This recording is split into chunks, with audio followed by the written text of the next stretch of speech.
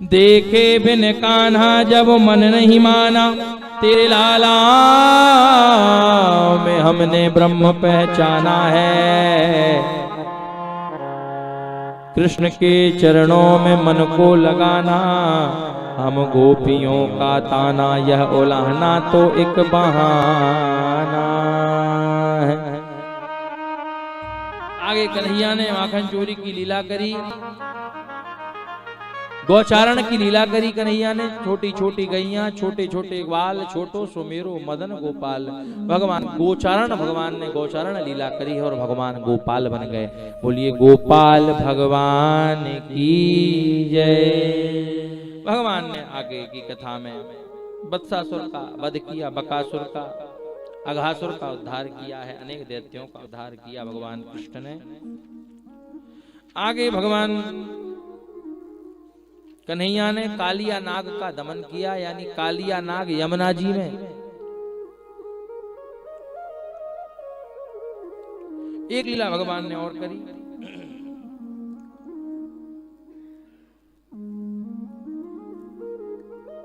कालिया नाग यमुना मैया में, वृंदावन में यमुना मैया और गिरिराज महाराज, ये प्रत्यक्ष प्रमाण है भगवान कृष्ण के प्राकट्य के। कई लोग कहते हैं, कई लोग क्या विधर्मी लोग कहते हैं राम जी काल्पनिक हैं, कृष्ण जी काल्पनिक हैं, कल्पना है। उन विधर्मियों को, सवाल उठाने वालों को प्रत्यक्ष प्रमाण मिल गया है। कई लोग कहते थे राम जी काल्पनिक हैं, यहाँ राम जन्मभूमि नहीं है अयोध्या में, लेकिन राम जी की कृपा हुई, हजारों नहीं, लाखों नहीं, करोड़ों भक्तों की आस्था का फल हुआ। हजारों भक्तों का बलिदान हुआ, अपनी आहुति दे दी अयोध्या में भगवान राम जी का मंदिर निर्माण के लिए। और 500 वर्षों के इंतजार के बाद में कहीं राम राजा सरकार 22 जनवरी को अवध में विराजमान हो चुके हैं।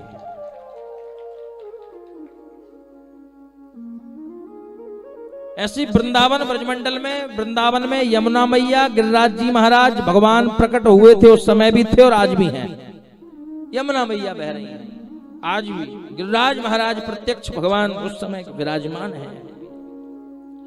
भगवान ने लीला करी, कालिया नाग का दमन किया। यमुना में कालिया नाग आ गया, कालिया नाग ने यमुना को दूषित कर दिया, जहरीला बना दिया। आज के युग में हम लोग तीर्थ जाते हैं, तीर्थ यात्राएं करने के लिए जाते हैं, तो ज्यादा से ज्यादा प्रयास किया करो। तीर्थ यात्राओं को पिकनिक का स्पॉट ना मान करके उनको तीर्थ स्थली मानना चाहिए। कचड़ा कूड़ा फैला करके आते हैं तीर्थों में, कचड़ा कूड़ा गंदगी सब हमें माइक पर चिल्लाने से यमुना शुद्ध नहीं हो पाएगी।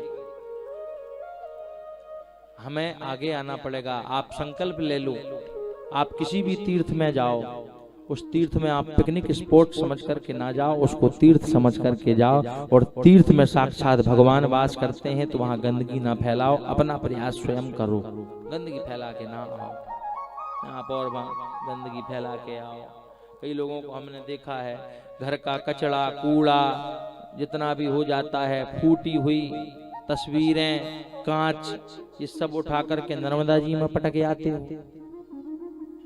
कचड़ा कूड़ा नर्मदा जी में छोड़ने से क्या आपको पुण्य मिलेगा? नहीं।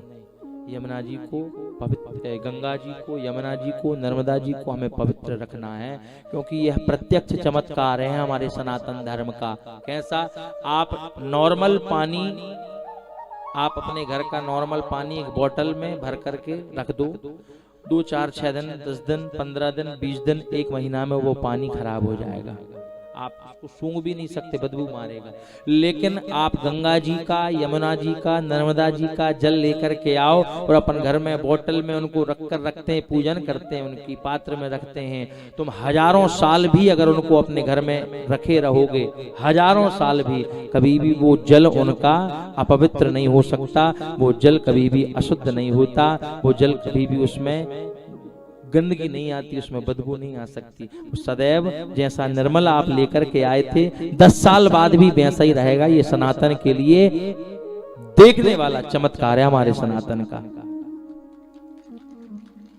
गंगा जी, यमुना जी, नर्मदा मैया। तो प्रयास किया करो कचड़ा कूड़ा ले जाकर नर्मदा जी में फेंक आते हैं लोग।